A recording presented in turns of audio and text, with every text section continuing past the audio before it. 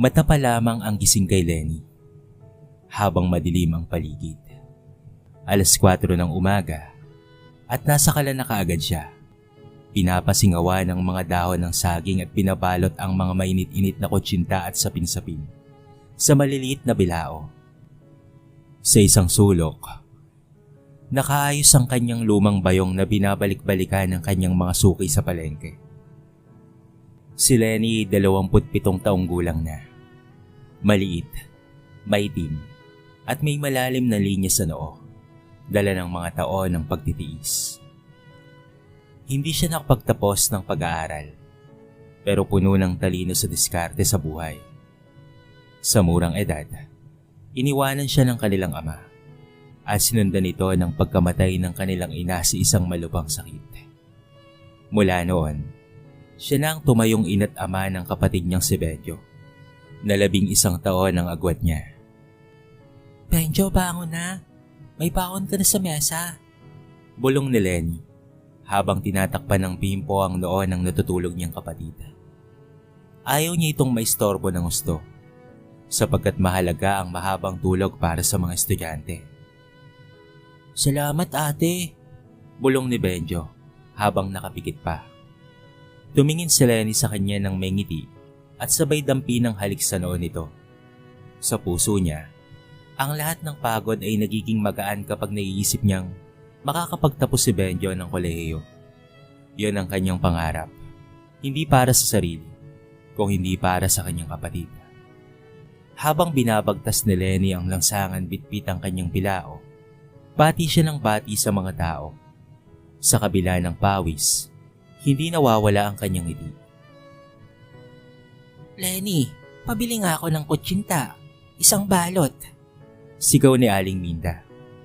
Eto na po, mainit-init pa po ito. Tugon ni Lenny sabay abot. Dapat talaga ay pinapaaral mo ang sarili mo, Lenny. Sayang ang talino mo. Komento ni Aling Minda. Ngumiti lamang si Lenny. Nako, hindi na po, Aling Minda. Sapat na po sa akin na si Benjo po ang makapagtapos ng pag-aaral. Isang simpleng tugon, ngunit sa kanyang puso, yun ang totoo. Lahat ng kinikita niya, mula sa pabarya-barya ng kutsinta hanggang sa bayad sa sapin-sapin, ay iniipon niya para sa tuition ng kanyang kapatid, pamasahe at pang-project ni Benjo. Pagbalik sa bahay, halos wala nang natirang paninda. Pagod man, agad siyang naghanda ng tanghalian para sa kapatid niya. Tapos na ang klase ni Benjo at dumating ng tanghali. May dalang mabigat na bag at tumutulo pa ang pawis niya. Kamusta ang klase mo, Benjo? Tanong ni Lenny habang iniabot ang baso ng tubig. Okay naman po, ate. Medyo mahirap na yung mga lessons, pero kakayanin. Sagot ni Benjo. Basta't mag-aaral kang mabuti, ha? Okay lang na hindi na ako nakatapos ng pag-aaral. Pero ang mahalaga, balang araw, ikaw ay magiging engineer. Tahimik lamang si Benjo. Hindi niya masabi sa ate niya na minsan ay nahihiya siyang sabihin sa mga kaklase kung ano ang trabaho ng kanyang kapatid. Lalo na kapag tinatanong siya kung ano ang negosyo nila sa probinsya. Ngunit si Lenny, hindi alintana kung ano ang tingin ng iba. Para sa kanya, marangal ang maglako. At kung ito ang magiging daan para marating ng kanyang kapatid ang rurok ng tagumpay, handa siyang maglakad pa ng 100 kilometro. Bitbit ang kakaning may halong luha at pag-asa. Ilang taon pa ang lumipas. Nakapagtapos na nga ng senior high school itong si Benjo. At ngayon ay nasa 3 taon na siya sa kolehiyo. Malapit na niyang maabot ang kanyang pangarap na maging isang lisensyadong engineer. Sa universidad, siya ay kilala bilang matalino, responsable at laging handa. Pero sa kabila ng lahat ng kanyang husay sa klase, may isang bagay siyang pilit na itinatago. Ang totoo niyang pinagmulan. Pare, sama ka sa amin mamaya sa coffee shop. Yaya ng kaklase niyang si Carl, anak ng isang mayamang negosyante. Ay sorry, pas muna ako. Meron pa kasi akong assignment na tatapusin eh. Palusot ni Benjo. Pero ang totoo ay wala siyang perang pangkape. Subalit hindi iyon ang ikinakahiya niya talaga. Sa tuwing tinatanong kung ano ang trabaho ng kanyang mga magulang, ang sagot niya palagi ay may business ang mga ito sa food industry. Isang malabong paglalarawan sa paglalako ng kakanin ng kanyang ate Lenny. Minsan, dumalaw si Rica sa bahay nila sa probinsya.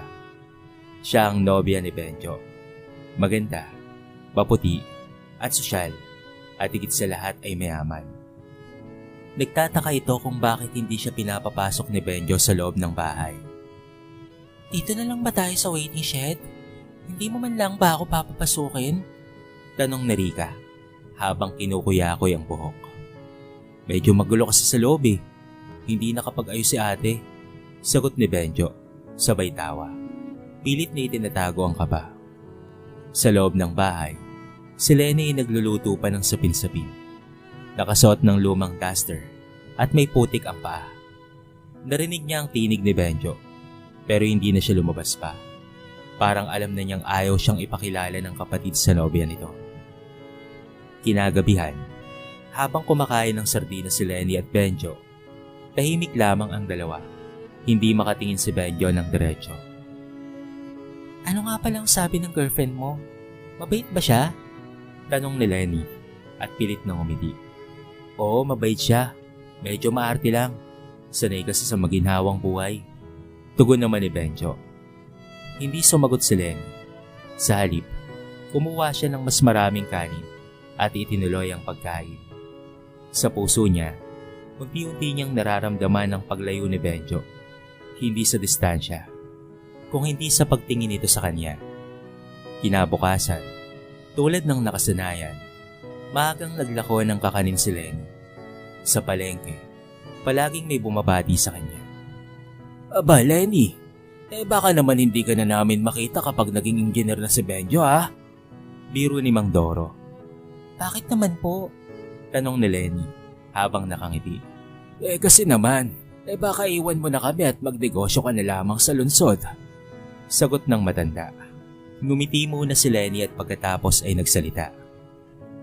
Naku Mang Doro, malabo pong mangyari yan. Sabi na lamang ni Lenny sapagkat ayaw niyang magtampo sa kanya ang matanda. Pero habang lumalapit na ang pagtatapos ni Benjo, lalo namang lumalayo ang pagtingin nito sa kanya. At kahit gaano niya kamahal ang kapatid, ay hindi niya maiwasang masaktan sapagkat ang taong iniingatan niya ay siya mismo ang unang kinakalimutan. Mainit ang araw, ngunit mas mainit ang tuwa sa puso ni Lenny. Suot ang kanyang luma ngunit malinis na bestida. May dalang bilao ng paboritong kutsinta ni Benjo. Ang paborito nitong kakanin mula pagkabata. Nakalagay pa ito sa magandang supot at nilagyan niya pa ng ribbon. Papunta siya sa universidad kung saan gaganapin ang graduation ng kapatid. Habang nakasakay siya sa jeep, pilit niyang itinataas ang damit upang hindi mapindot ang supot ng kutsinta. Sa isip niya, ito lang ang kaya ko, pero sana matuwa si Benjo. Tagumpay niya rin ito dahil sa hirap ng sakripisyo ko. Pagdating niya sa university, hindi na siya pinapasok pa sa main hall dahil sa puno na daw. Napunta siya sa gilid ng field kung saan naroon ang ibang mga bisita. Inilabas niya ang kanyang maliit na cellphone. Pilit na kinukunan ng larawan ng kapatid mula sa malayo. Nakasuot ng toga si Benjo. Tuwid ang likod, taas noo habang umaakyat sa entablado. Sa kanyang ngiti, bakas ang tiwala sa sarili. Nakasabit ang medalya at hawak ang diploma. Patunay ng kanyang galing at tiyaga. Nagpalakpakan ng mga tao at naghiyawan ng mga ito. Ngunit sa gitna ng masayang ingay, walang narinig si Lenny kung hindi ang tibok ng kanyang puso. Puso niyang puno ng ligaya at pag-asa. Matapos ang seremonya, sinundan niya si Benjo sa gilid ng building kung saan kumukuha ng litrato ang mga estudyante kasama ang kanilang mga pamilya. Sa paglapit niya, naglalakad si Benjo kasama si Rica at ang mga kaibigan nito. Benjo! Tawag ni Lenny, sabay abot ng supot ng kutsinta. Ito para sa'yo. Congratulations ha! Napalingon si Benjo. Kita sa kanyang mga mata ang pagkagulat. At makikita rin sa kanyang mga mata ang pag-aalinlangan. Ate, mahinang sabi ni Benjo. Sabay kuha ng supot at mabilis na itinago sa bag. Sinamahan kita. Gusto sana kitang makuhanan ng litrato. Pasensya ka na kung medyo hulas na ako ha. Sabi ni Lenny habang pawis na pawis. Biglang tumawa ang isa sa mga kaibigan ni Benjo. Tol, si tita ba yan? Nakakatuwa naman, may dalang kakanin. Napatingin si Rika kay Lenny mula ulo hanggang paa. Benjo, hindi mo sinabi. Taga-probinsya pala talaga kayo? Sabay irap. Namula ang mukha ni Benjo. Ate, baka pwedeng umuwi ka na muna. Mainit dito. Marami pa kaming lakad. Pulong nito. Halos hindi makatingin. Dahil doon, ay para bang binuhusan ng malamig na tubig si Lenny. Hindi niya akalaing sa araw ng tagumpay ng kanyang kapatid, siya pa ang magiging dahilan ng pagkapahiya nito. Tahimik siyang tumango at dahan-dahang tumalikod. Habang papalayo, pinisil niya ang supot ng bilao. Siguro, hindi na rin niya gustong kumain ng kutsinta. Mahina niyang bulong sa sarili. Hindi siya umiyak. Hindi siya nagalit. Pero sa dibdib niya, may biglang punit. Hindi dahil sa sakit ng katawan, kung hindi dahil sa pagkabigo ng puso ng isang kapatid. Sa jeep pa uwi, tinanong siya ng katabing pasahero. Galing po ba kayo sa graduation? Ngumiti lamang si Lenny. Oo, nagtapos na kasi ang kapatid ko bilang isang engineer. Ngunit sa likod ng ngiting iyon, unti-unting lumalalim ang lamat sa kanyang damdamin. At kahit pilit niyang iniintindi ang kahihiyan niya sa mata ng kanyang kapatid, ang tanong ay nananatili pa rin. Saan ba ako nagkulang? Makalipas ang ilang buwan matapos ang graduation, bihira nang umuwi si Benjo sa probinsya. Abala na raw siya sa paghahanap ng trabaho sa lungsod. Tuwing tinatawagan siya ni Lenny, laging sagot ng kanyang kapatid ay, Ate, busy pa ako. Next time na lang tayong mag-usap. Wala nang kwento, wala nang kamustahan, at wala na ang dating Benjo. Samantalang si Lenny, patuloy pa rin naglalako. Ngunit sa kabila ng pagod, ay nakahanap siya ng bagong oportunidad. Isang kapitbahay ang nag-alok sa kanya ng maliit na pwesto sa harap ng talipapa. Dito ay unti-unti niyang pinalago ang panindang kakanin. Nagdagdag siya ng turon, palitaw, at pati na rin bigo. Tinulungan pa siya ng ilang mga kaibigang suki. Lenny, mukhang dumadami na ata ang mga customer mo ah. Puri ni Aling Bebang isang umaga. Hindi ko rin nakalain, Aling Bebang. Basta't sipag at syaga lamang talaga. Sagot ni Lenny habang pinupunasan ng pawis. Nang makaipon, ay pinaayos ni Lenny ang maliit na kubo nila. Inimpisahan niyang paunti-unting ayusin ang kanilang bahay. Nilagyan ng bagong bubong, pinalitan ng lumang dingding ng tabla, at pinasementohan ng sahig. Samantala sa lungsod, si Benjo ay nakapasok bilang assistant engineer sa isang private construction firm. Ngunit hindi tumagal, ay madalas siyang malate at mayabang sa mga kasamahan. Lagi niyang daladala ang kanyang credentials, ngunit kulang sa pakikitungo sa tao. Marami ang naiinis sa kanya. At makalipas lamang ang isang taon, ay tuluyan siyang natanggal sa trabaho. Nag-apply siya sa ibang kumpanya, ngunit palaging tinatanggihan. Magaling ka sa papel, pero parang kulang ka pa sa leadership. Ani ng isang HR na nag-interview sa kanya. Sa kawalan ng trabaho, lumapit siya kay Rika, ngunit iniwanan na siya nito. Benjo, ayaw kong umasa sa taong hindi sigurado ang kinabukasan. Hindi ka na yung dating puno ng ambisyon. Sabi ni Rika, sabay iwan sa kanya nito. Hindi siya makapaniwala. Sa isang naglaho ang mga inaasahan niya. Parang unti-unting bumabagsak ang mga pangarap niyang itinayo sa taas ng kanyang ambisyon. Ngunit walang pundasyon ang pagpapakumbaba. Minsang nasa terminal siya ng paspauwi, nakita niya ang isang post sa social media. Isang video ni Lenny habang nagtitinda sa isang mini food stall na mayroong pangalan, Kakanin ni Lenny. Maraming comment at share. May nagsasabing, ang sarap dito, mura na, malinis pa. Napayuko si Benjo. Hindi niya alam kung matutuwa o mahihiya siya. Sa puso niya Alam niyang habang siya ay nakatapos at unti-unting nalulugmok, ang ating niyang minsang ikinahiya niya ay patuloy ang pag-angat sa tahimik ngunit tiyak na paraan. Pagka-uwi niya sa probinsya, napansin niyang malinis at maayos na ang bahay. Sa labas ay merong estudyante at manggagawang bumibili ng kakanin.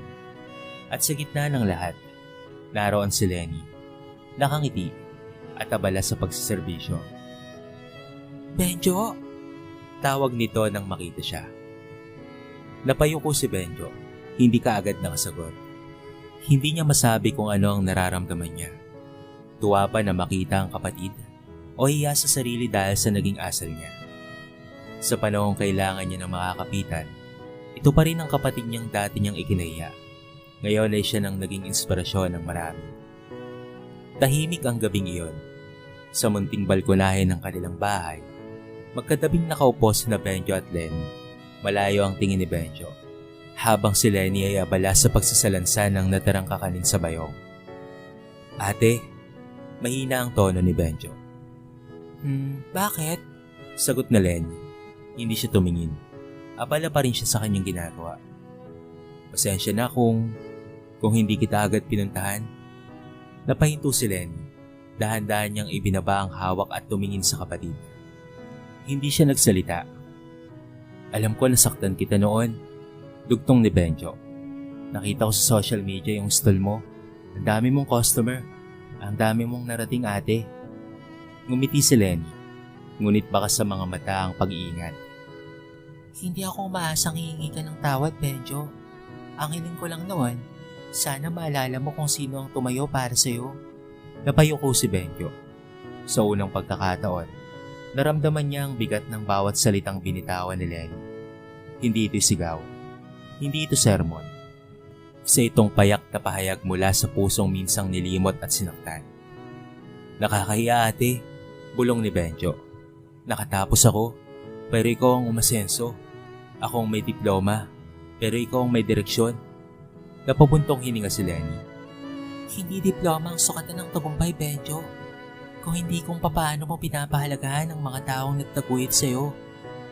Patahimik muli si Benjo. Hangin lamang ang maririnig.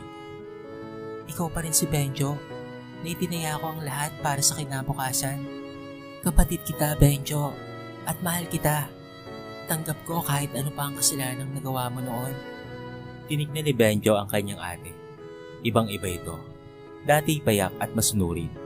Ngayon ay matatag na at marunong tumindig. Na-realize niya, hindi lang negosyo ang lumago kay Lenny, pati na rin ang dangal at respeto sa sarili. Kinabukasan, sumama si Benjo sa pagtitinda ni Lenny. Bitbit niya ang bayong, habang si Lenny naman ay abala sa pag-aayos ng stall. Marami ang nagtaka. Oh, teka Benjo, dito ka na rin pala nagtatrabaho? Biro ni Mang Doro. Hindi umiwas si Benjo. Sa halip ay ngumiti siya at tumango. Opo, sa wakas ay nakakatulong na rin po ako kay ate. Masaya ang araw na yon. Sa unang pagkakataon, matapos ang mahabang panahon, magkasama silang umuwi. Ngunit ngayon ay wala na ang kahihiyan, wala na ang distansya, tanging ang pag-amin at pagsisimulang muli. Sa pagtatapos ng araw, habang inililigpit niya ang mga paninda, tumingin si Benjo sa kanyang ate.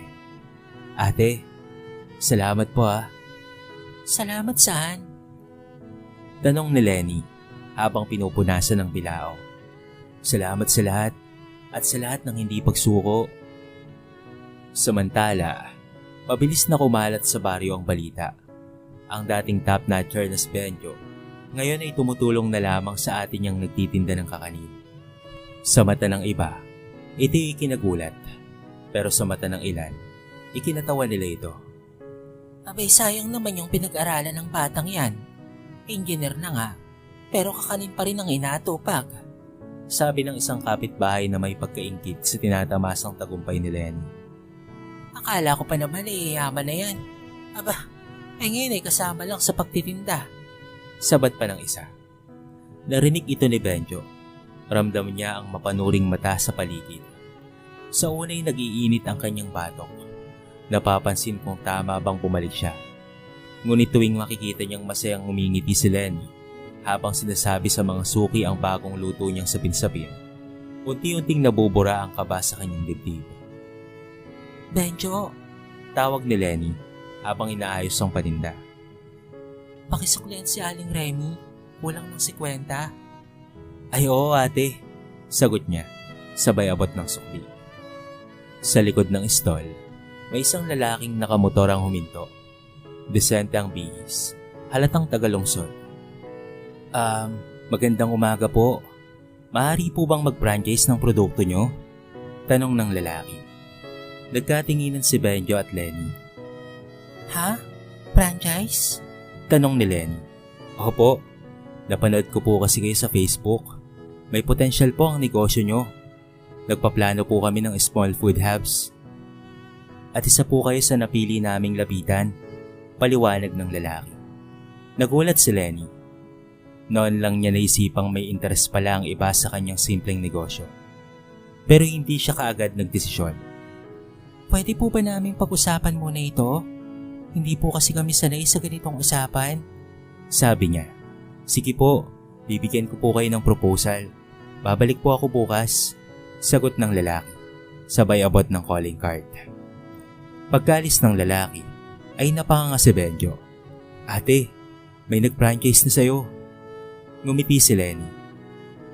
Hindi ko nga alam kung matutuwa ako o matatakot eh. Alam mo ate, kung papayag ka lang, ako lang bahala sa mga papel, business registration, at pati na rin proposal. Yan ang natutunan ko sa kolehiyo. Baka ito na ang pagkakataon ko para makabawi sa'yo. Napatingin si Lenny sa kapatid. Sa kanyang mga mata, wala na ang dating pagmamataas. Sa halip naroon na ang tunay na pagpapakumbaba at pagmamalasakit sa kanyang kapatid. Kung ganon, sige simulan natin. Pero Benjo, ito lang ang hihilingin ko ha. Ano yun ate? Huwag mo nang ikahiya kung sino ka, kung saan ka nang galing. Dahil kahit anong taas ng narating mo, kung putol ang ugat mo, madali kang matutumba. Tumango si Benjo. Mariin, hindi na mauulit ate. Mula sa araw na yon, hindi na lamang kakanin ang kanilang paninda. Unti-unti ang pagmamahala ng magkapatid na sinubok ng kahiyan at yabang ay naging pundasyon ng isang pangarap na mas matatag, mas may laman, at mas may puso. Makalipas ang ilang buwan, nagbago na ang takbo ng buhay ni Lenny at Benjo. Mula sa maliit na pwesto sa palengke, ngayon ay meron na silang mas malaking pwesto. Nakatatak na rin ang pangalan nitong kakanin ni Lenny na may tagline sa gilid na isinulat ni Benjo. Tinikman ng masa, gawa ng puso. Nag-alok ang kumpanyang lumapit sa kanila ng franchise deal. Pinag-aralan ito ni Benjo at sinigurong legal, patas at may proteksyon para sa negosyo ng kanyang ate. Matapos ang ilang linggo ng pag-uusap at pati na rin pag-aayos ng dokumento, ay pumayag na nga si Lenny, hindi dahil sa laki ng kita, kung hindi dahil may tiwala na siyang kasama niya ang kanyang kapatid na dati ay kinakahiya siya. Benjo, ikaw na ang bahala sa mga papel ha. Basta ako, sa lutuan lang. Biro ni Lenny habang pinapaapoy ang kalan para sa bagong batch ng sapin-sapin. Dihil ate, sagot ni Benjo, sabay ngiti nito. Hindi nagtagal, lumago pa ang kanilang negosyo. Nakapagpatayo sila ng 2 branches sa Karatig Bayan at nagkaroon ng mga empleyado. Si Lenny kahit may sapat ng pera ay hindi pa rin tumigil. Hindi pa rin siya tumitigil sa pagtitinda. Nais niyang maranasan ng mga suki ang presensya niya mismo. Samantala sa kabilang bayan, isang araw ay dumalaw ang kanilang tiyahin mula sa Maynila. Si Tia Deling, kasama ang dating guro ni Benjo na si Ginoong Reyes. Nabalitaan raw nila ang paglago ng negosyo. Aba, nakita ko to sa Facebook ah. Akala ko pa nga ibang Lenny. Aba ikaw pala yon. Ang galing mo iha. Puri ni Ginoong Reyes. Ba't si Benjo pa lang naging katuwang mo? Tanong ni Tia Deling. May bahid ng panghihinayang sa tono. Sayang yung pagka-engineer, pero mabutit natuto rin. Napangiti si Lenny. Hindi po sayang, sa totoo lang po. Doon siya natutong tumayo. Habang masaya ang usapan, dumating si Rika, ang dating nobya ni Benjo. Wala na itong kinang. Payat, mukhang pagod at waring wala ng direksyon. Nabalitaan nito ang tagumpay ng kakanin ni Lenny at umaasang baka muling makalapit pa kay Benjo. Benjo, Pati nito, pilit ang ngiti. ang ganda na pala ng negosyo nyo. Baka naman pwede akong makisosyo. May mga kilala kasi akong investors. Ngunit hindi na si Benjo ang dati. Hindi na siya ang madaling mapaniwala at nagpapakain sa papuri. Pasensya na, Rika.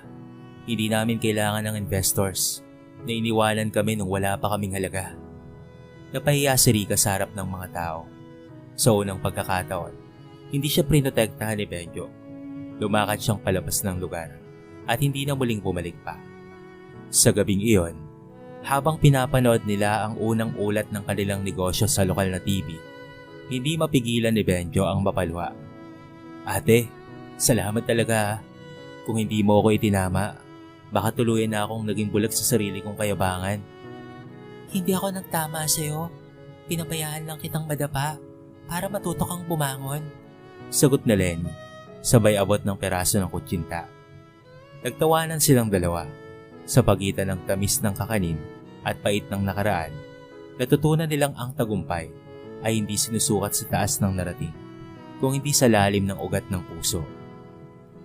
Makaraan ng 6 na buwan, hindi na lamang sa kanilang bayan kilala ang kakanin ni Lenny. Naging paborito ito ng mga mamimili sa food fair at pati na rin sa provincial trade shows. Sa bawat event ni Lenny ay palaging bitbit ang kanyang simpleng bilao, habang si Benjo naman ang nag-aayos ng presentation at marketing materials. Lumipas pa ang mga araw at buwan. Si Benjo ay may sarili ng espasyo roon. Naging business development officer siya ng kanilang expanding company. Hindi niya na binalikan pa ang pagiging engineer. Ngunit sa totoo lang, mas masaya siya ngayon kasama ang kanyang kapatid na minsan niyang isinantabi. Tuwing may bagong empleyado silang tinatanggap, laging ikinikwento ni Lenny ang pinagmulan nila. Hindi para ipagyabang ang kanyang tagumpay, kung hindi para ipaalala na hindi hadlang ang kahirapan, basta't merong disiplina, tiyaga at pagkilala sa mga taong nagmahal sa atin ng walang kapalit. Isang araw, habang pauwi si Benjo mula sa meeting, dadaanan niya ang dating eskinita kung saan siya sinisigawan ng mga batang bumibili ng kakanin kay Lenny. Tumigil siya roon, lumingon at napangiti. Ngayon, alam na niya ang kahulugan ng tunay na tagumpay. Hindi ito natatapos sa diploma. Hindi rin ito nasusukat sa dami ng pera o ganda ng bihis. Ang tunay na tagumpay ay ang kakayahang bumalik sa pinanggalingan ng taas noo, bitbit ang pagpapakumbaba, at baon ng aral ng sakripisyo ng isang kapatid. Ang kakanin ni Lenny ay lumaganap sa buong rehiyon. Naging kilala ito hindi lamang sa lasa, kung hindi sa kwento ng pag-angat mula sa kahirapan. Si Lenny, bagamat walang tinapos na kurso, ay kinilala bilang isa sa mga natatanging babae sa negosyo doon sa kanilang probinsya. Si Benjo, sa kanyang pagsuko sa kayabangan at muling pagyakap sa kanyang ate, ay muling nakahanap ng kanyang layunin.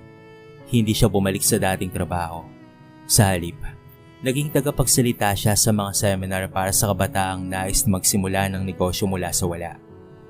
At sa bawat dulo ng kanyang kwento, palaging binabanggit ni Benjo ang pangalang minsan niyang ikinahiya, pero ngayon ay kanyang ipinagmamalaki. Ate Lenny, ang babaeng nagtindang may dangal at nagturo sa akin ng tunay na halaga ng tagumpay. Siya ang hinahangaan ko. Sino nga bang mag-aakala nang magkapatid na dati walang-wala ay aangat na lamang bigla sa buhay nang dahil sa pagtitiyaga at pagsusumikap.